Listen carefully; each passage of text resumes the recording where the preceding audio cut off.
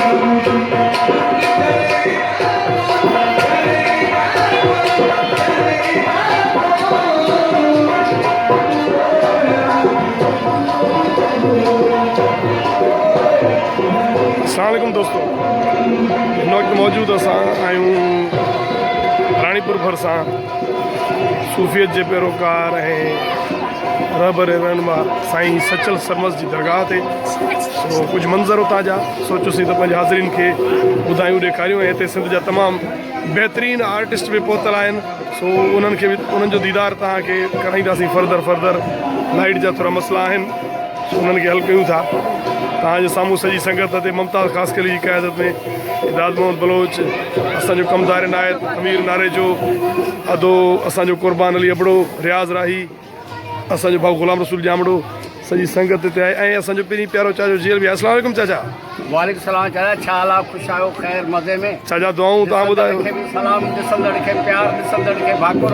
चाचा हितां जा आहियो तव्हां त तक़रीबन साईं जी हिते दरगाह शरीफ़ ते ईंदा हूंदव। असां हमेशह दरगाह शरीफ़ ते ईंदा आहियूं, साईं जा मुरीद आहियूं असां। माशाअल्लाह। तव्हां छा महसूसु कयो हिन रूहानी दरगाह ते जी? तव्हांखे सदाईं कीअं? असां इहो महसूसु कंदा आहियूं, कयो बि आहे त जेका दिलि सां दुआ घुरी ईंदो हिते ईंदो उहा तव्हांजी क़बूल थी। आमीन। अदे ग़ुलाम रसूल को पुछूं दादा, तव्हां त गंबट शहर जा हो ऐं असांजे सिंध जा तमामु बहितरीनु आर्टिस्ट आहियो, डायरेक्टर आहियो, कीअं आहियो? ठीकु आहियो? ख़ैर तव्हां दोस्तनि सभिनी जी वॾी महिरबानी। भई सचल साईं मतिलबु पूरी हिंदु सिंध में सुञातो वेंदो आहे ऐं जेको बि हिते दिलि जी उमेद खणींदो आहे उनजी पूरी अलाह साईं कंदो आहे। आमीन। हलूं था, गॾिजी दुआ घुरूं था। अदामीर कीअं आहियो? ठीकु आहियो? अल्हम्दुलिल्लाह ख़ैर में। तव्हां ॿुधायो ख़ुशि आहियो? सॼी संगत खे अल्लाह जा अमीर। केतिरा ई दफ़ा तव्हां सां हिते गॾु आया आहियूं, साईं जो दीदार कयो आहे दरगाह शरीफ़ जो, ऐं सदाईं दुआऊं हितां वठी वेंदा आहियूं, घुरी वेंदा आहियूं। अल्लाह साईं जे तोफ़ैल, अल्लाह साईं जी बरकत सां जी अल्लाह जा प्यारा बाना आहिनि, क़बूल थींदियूं आहिनि दुआऊं।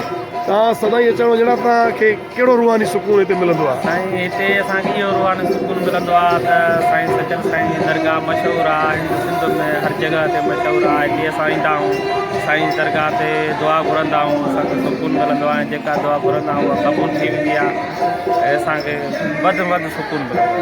ज़बरदस्त जी दुआऊं घुरूं था।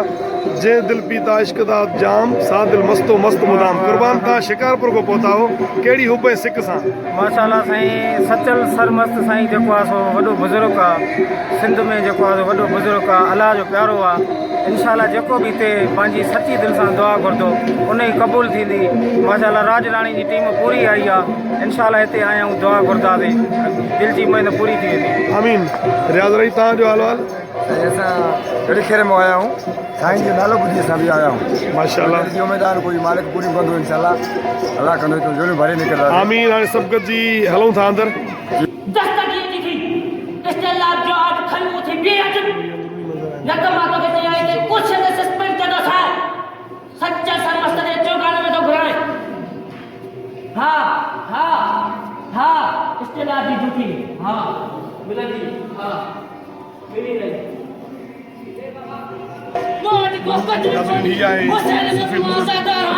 साईं सचल जी दरगाह तव्हांखे उनजो दीदार करायोसीं, दोस्तनि जे राया ॿुधायासीं।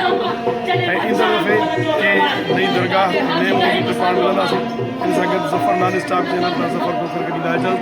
इंशाअल्लाह।